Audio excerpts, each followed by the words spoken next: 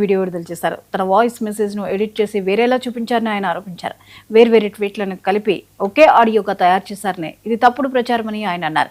ప్రభుత్వాన్ని దించేందుకు కుట్ర జరుగుతోందని మంత్రి వ్యాఖ్యానించిన నేపథ్యంలో ప్రకాష్ రాజ్ స్పందించారు. తన గొంతును ప్రజల గొంతును నొక్కే ప్రయత్నం చేస్తున్నారని ఆయన ఆరోపించారు. అక్రమ అరెస్టులు, దౌర్జన్యాల నుంచి దృష్టి మళ్లించేందుకే ఈ చర్యలని ఆయన విమర్శించారు. ఆడియో లీకులు ఎక్కడి నుంచి వచ్చాయి, సోషల్ మీడియాలో వాటిని ఎవరు విడుదల చేశారో చెప్పాలని ఆయన ప్రశ్నించారు. ప్రకాష్ రాజ్ రావణ్ మధ్య ఆడియో లీక్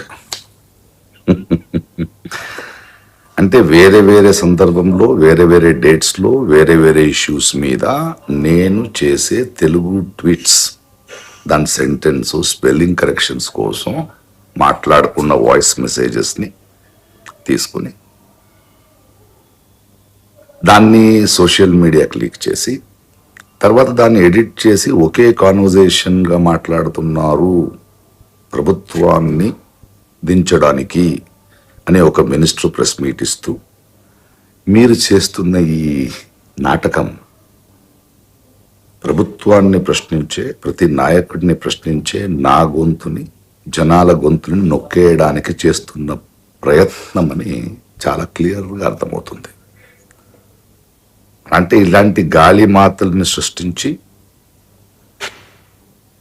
మీరు చేస్తున్న అక్రమ అరెస్టులు, మీ దౌర్జన్యాన్ని నుంచి తప్పించుకోవడానికి ప్రయత్నిస్తున్నారా? ఇంకేదైనా ట్రై చేయండి. జనాలు చూస్తున్నారు రోజు రోజు ఎలా దిగజారిపోతున్నారని. అవును,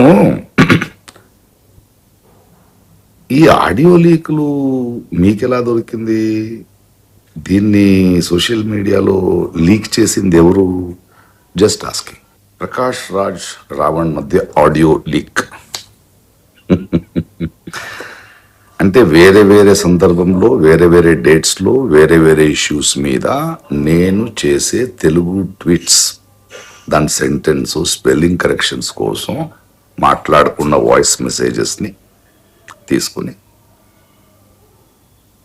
దాన్ని సోషల్ మీడియాకి లీక్ చేసి తర్వాత దాన్ని ఎడిట్ చేసి ఒకే కాన్వర్జేషన్గా మాట్లాడుతున్నారు